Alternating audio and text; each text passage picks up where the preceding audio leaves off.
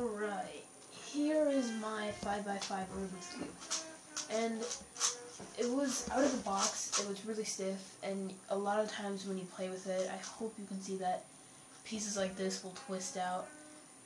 But you know, you pop it back in and you keep solving it. I don't go for this cube often, mostly because since it is so stiff, it does take a long time to solve. It's an easy puzzle to solve. I actually learned how to solve this completely through memory before I learned how to solve the 4x4 through memory.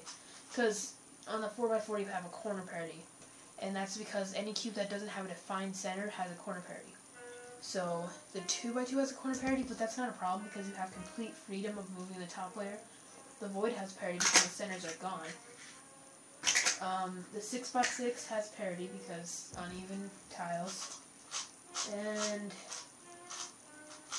I think that's pretty much it. There are a lot of cubes though.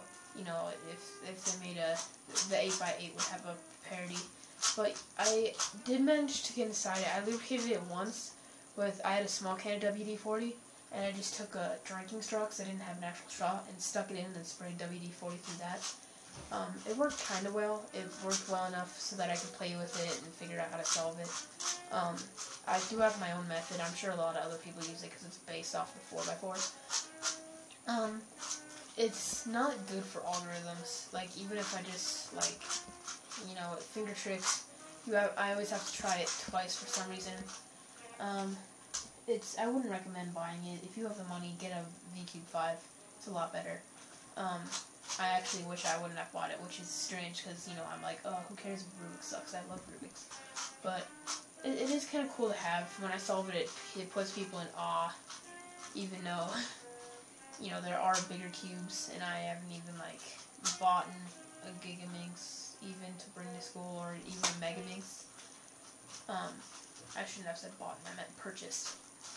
But I'm not even going to test out cutting corners because I don't think you guys really care. I'm going to stop doing that for my videos. I got it at the same place I got my twist. I bought them at the same time, but it broke because I tried to take it apart by taking this corner off, and it just snapped because it has a locking mechanism. I didn't know that, but I exchanged it for a new one. And it's not a bad cube. I do enjoy solving it.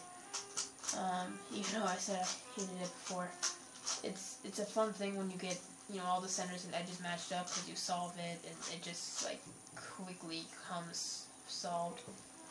And it's cool to hand to people too because they can't even wrap their minds around it. They're like, oh my gosh, 5x5, I didn't even know they made that. I thought it was interesting. I think like a couple years ago I didn't think they manufactured it.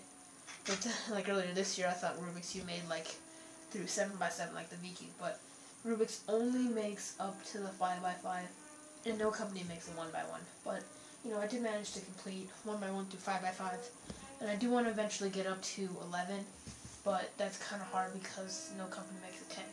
As far as I know, if you guys know a company that makes 10x10 Rubik's Cube, let me know.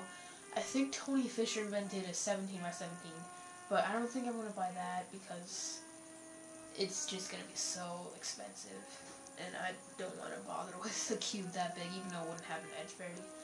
I mean, the 11x11 already takes people like a day to solve. It's crazy.